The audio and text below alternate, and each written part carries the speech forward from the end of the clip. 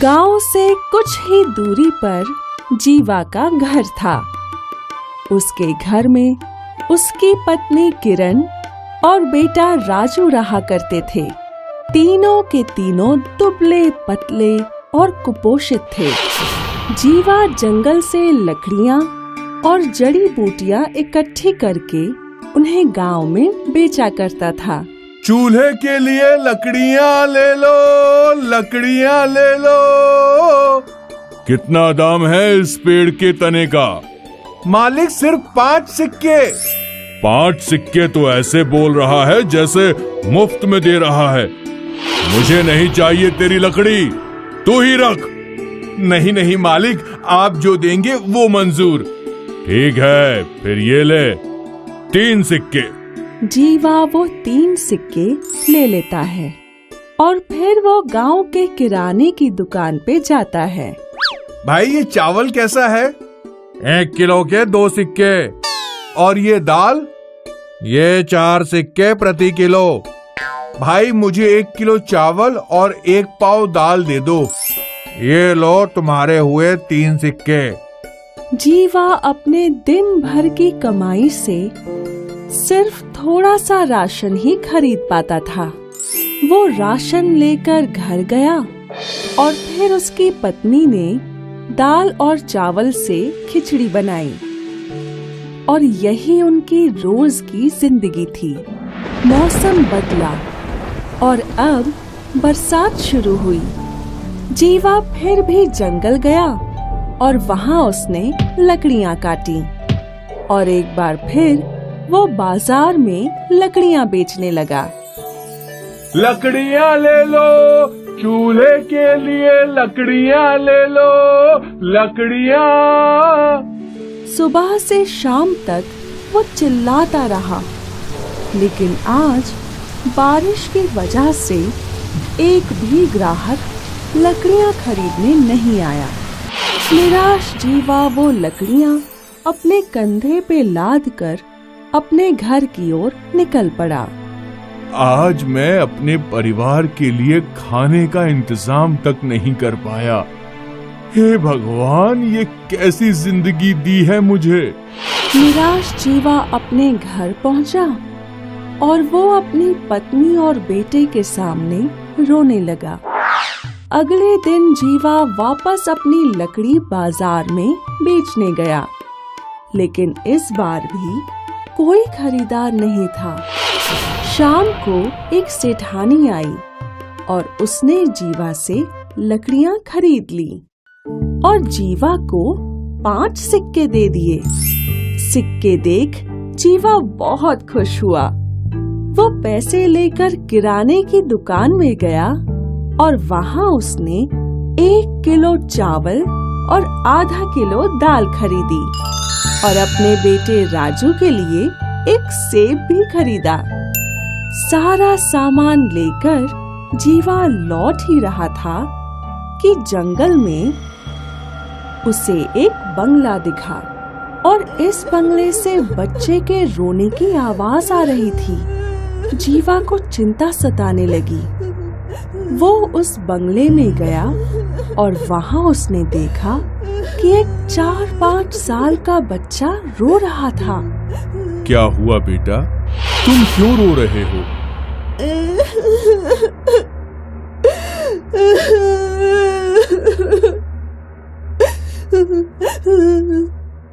मुझे बहुत भूख लगी है।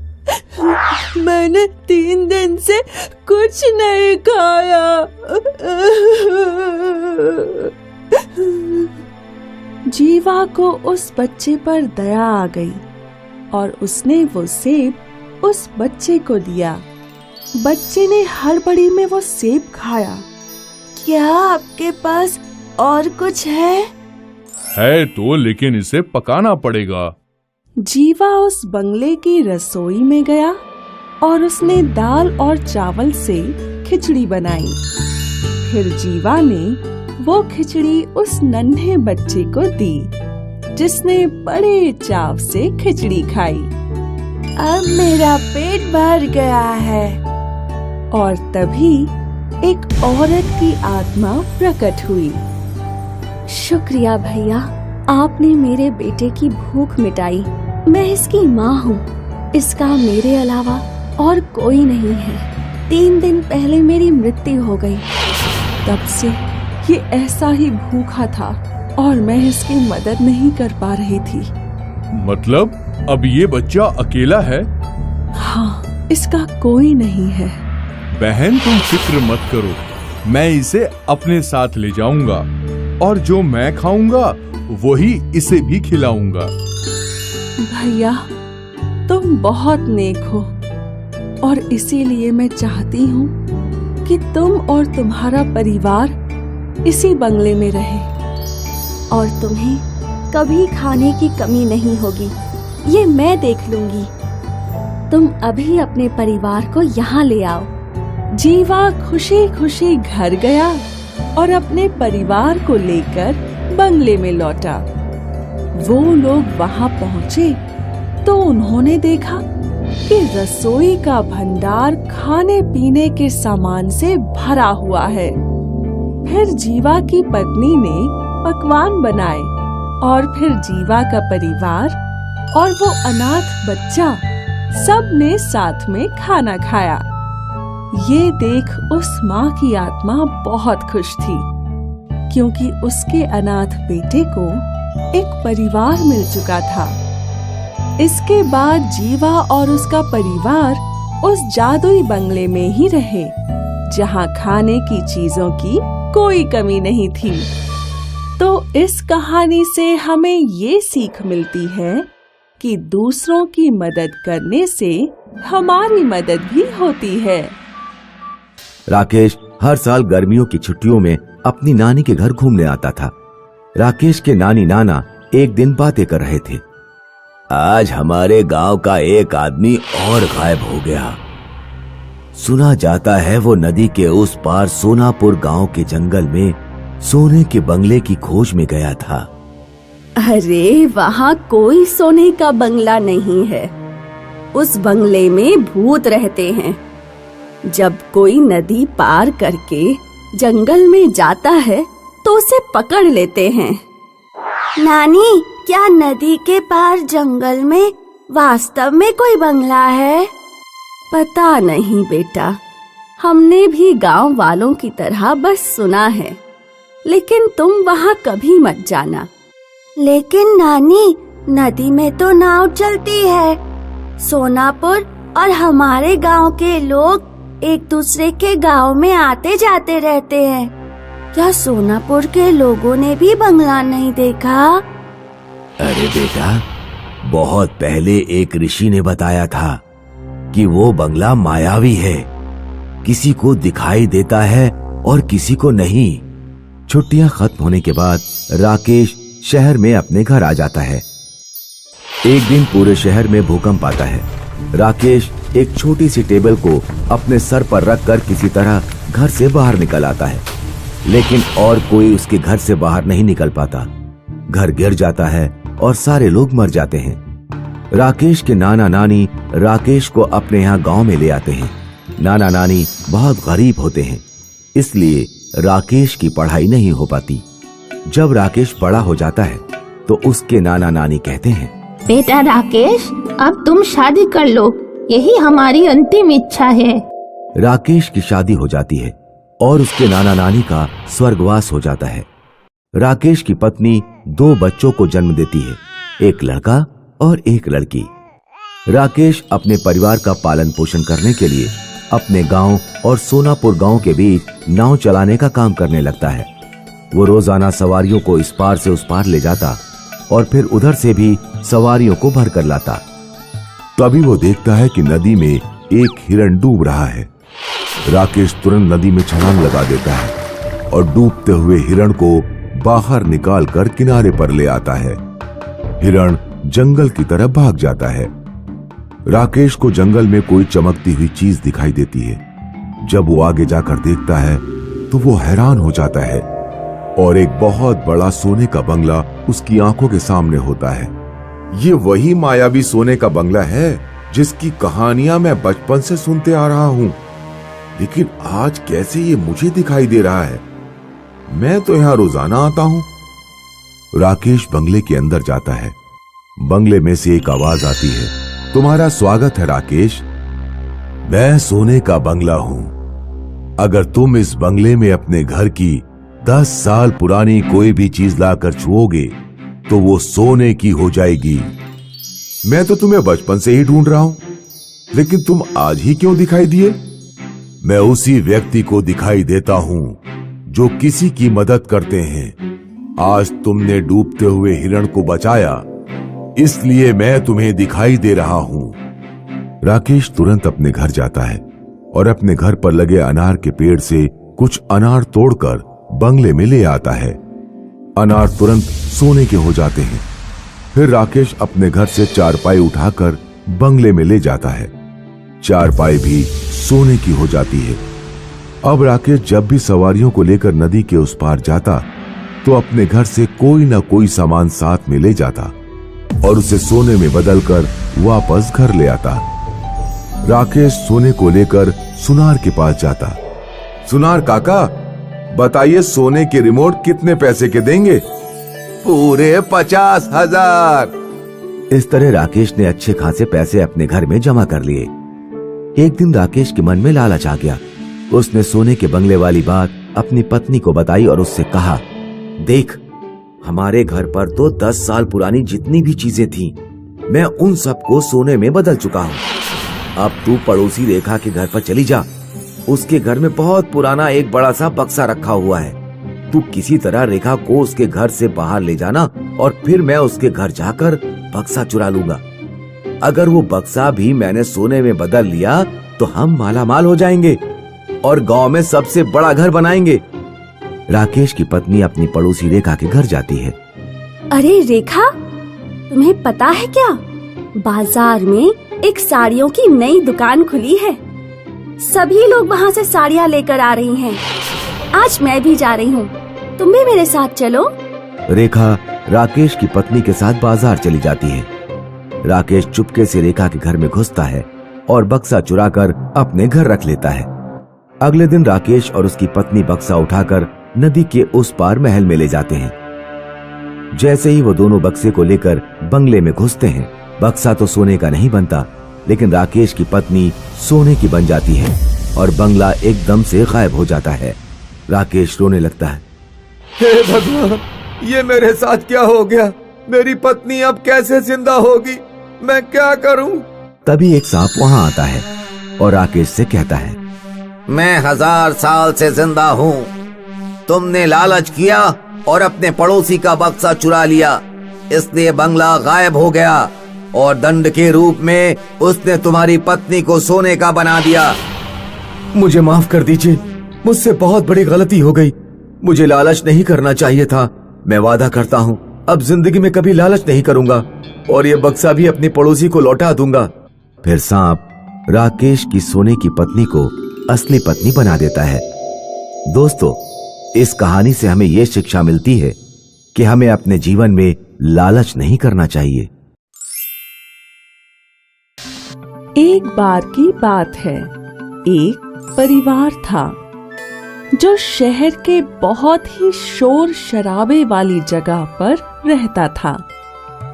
ये परिवार था एक जैकी नाम के इंसान का, जो अपनी बीवी शीला और अपने बेटे केविन और बेटी एना के साथ रहता था। वो खुश थे, पर बस उन्हें एक ही परेशानी थी।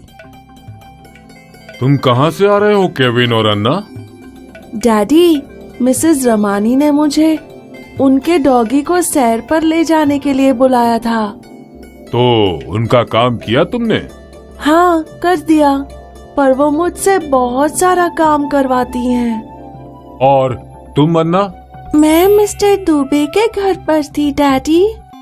मैं उन्हें कहानियाँ पढ़कर सुना रही थी। कितना बोरिंग काम है ये। अच्छा किया, अपने पड़ोसियों की मदद करना तो अच्छी बात है।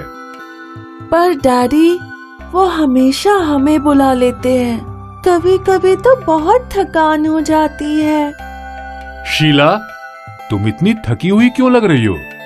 अब तुम्हें क्या बताऊं, मैं बाजार जा रही थी और हमारे 6 पड़ोसियों ने मुझसे कहा कि मैं उनका सामान भी खरीद लाऊं। मैंने सब खरीदा, यहाँ तक लेकर आई और फिर वो सब देने उनके घर तक गई। ओह, ये तो ज्यादा ही हो गया। हाँ, और बहुत थक गई हूँ मैं। हाँ मम्मा, हमारे पड़ोसी हमसे बहुत काम करवाते हैं। मम्मा, कितना अच्छा होता ना अगर हमारे कोई पड़ोसी ही नहीं होते। हाँ, शायद फिर हम चैन से जी पाते। ओह, अब मैं क्या करूं?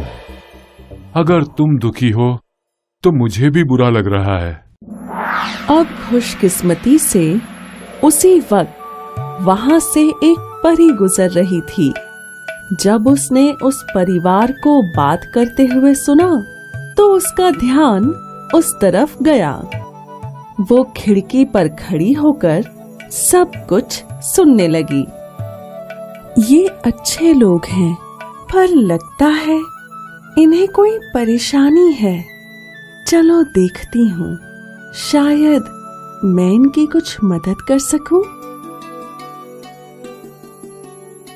हेलो, मैं एक परी हूँ, मुझसे डरो मत। मैंने तुम्हारी बातें सुनी।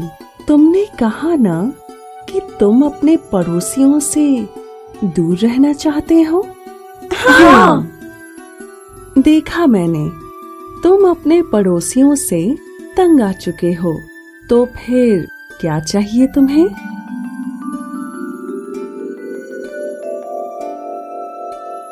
तुमने सोच लिया? जी मैम। तो बताओ, मैं तुम्हारे लिए क्या कर सकती हूँ? हमें एक ऐसा घर चाहिए जो लोगों से बहुत दूर हो। पर ये तो मुमकिन नहीं है मेरे दोस्तों। इस ग्रह पर लोग तो हर जगह हैं। तुम लोगों के बिना नहीं रह सकते। अच्छा, तो फिर? तुम हमारे लिए ऊपर बादलों में घर बना दो। ऊपर बादलों में? सच में तुम्हारी यही इच्छा है? प्लीज। ठीक है, मुझे अपनी सारी जादुई शक्तियां इस्तेमाल करनी होगी, पर ये हो सकता है।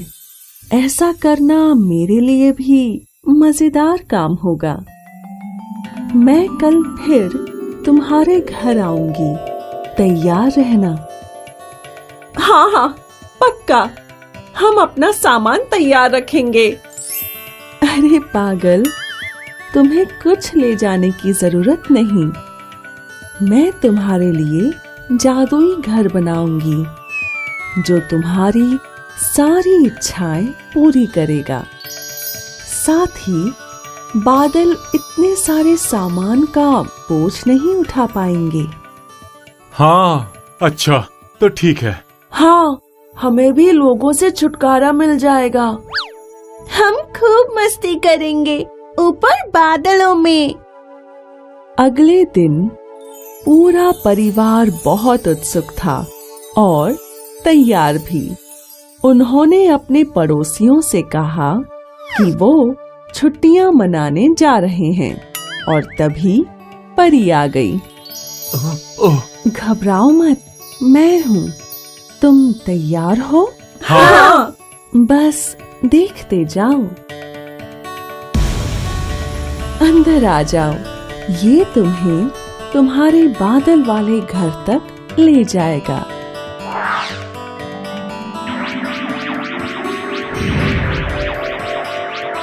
वाह, कितना प्यारा घर है।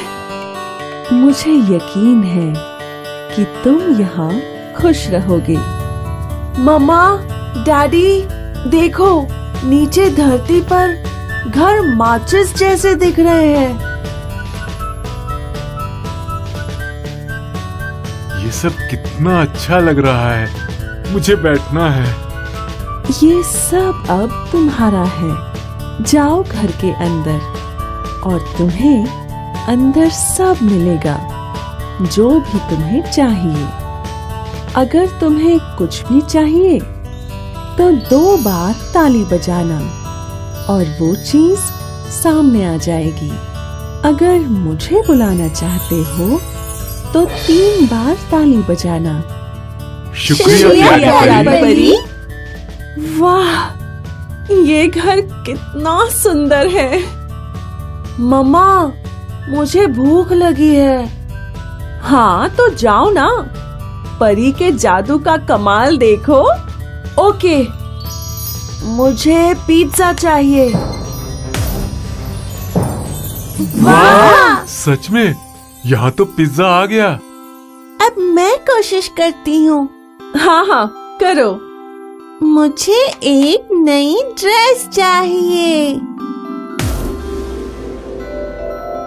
वाह, ये तो बहुत मजेदार है। हमारी जिंदगी का ये सबसे अच्छा वक्त है। और इस तरह उस परिवार ने अपनी जिंदगी का सबसे अच्छा वक्त बिताया। घर बहुत ही शांत और सुंदर था और हमेशा साफ रहता। उन्हें जो चाहिए होता वो झट से आ जाता और उन्होंने तब तक जादू से चीजें मंगवाई जब तक उनकी सारी इच्छाएं पूरी ना हो गईं। पर 1 हफ्ते के बाद वो बोर होने लगे। डैडी, हमें जो चाहिए था वो सब हमारे पास है। अब मंगवाने को कुछ बचा ही नहीं। हाँ बेटा, पर अब हम क्या करें? खैर, तुम यहाँ बादलों में क्या कर सकती हो? खिड़की के पास बैठ सकती हो। तुम प्लेन्स और पंछियों को देख सकती हो। यही तो कर रहे हैं हम कब से। अब तो मैं भी यहाँ बोर हो गई हूँ। शायद हमें कुछ देर के लिए नीचे अपने घर जाकर देख आना चाहिए कि सब ठीक तो है ना। शीला, तुम्हें पता है ना, हम ऐसा नहीं कर सकते। परी क्या सोचेगी? पर डैडी, हम बहुत बोर हो रहे हैं। अच्छा ठीक है, तो चलो परी को बुलाते हैं। देखते हैं वो क्या कहती है।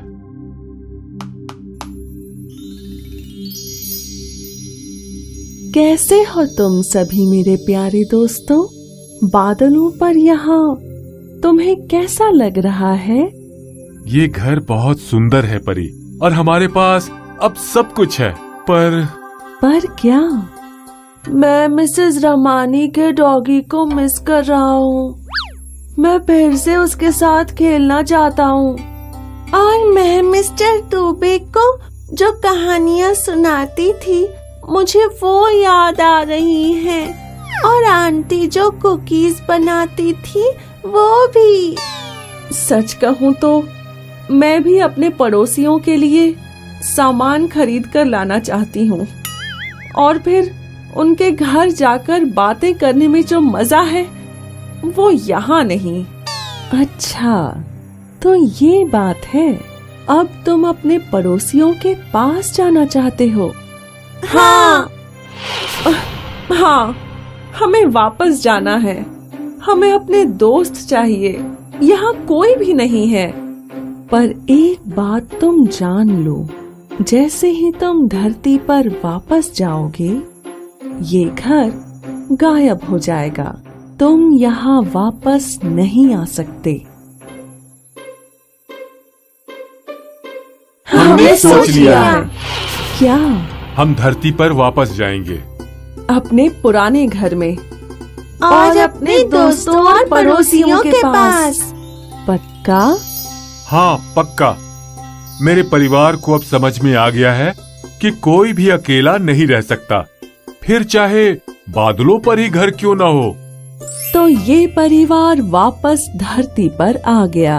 उनके पास बादल वाले घर की बहुत सी अच्छी यादें थीं, पर वो उन्हें याद नहीं आता था, क्योंकि अब वो एक बार फिर से अपने दोस्तों के बीच थे और अब उन्हें पता चल गया था कि खुश रहने के लिए पड़ोसियों का होना कितना जरूरी है।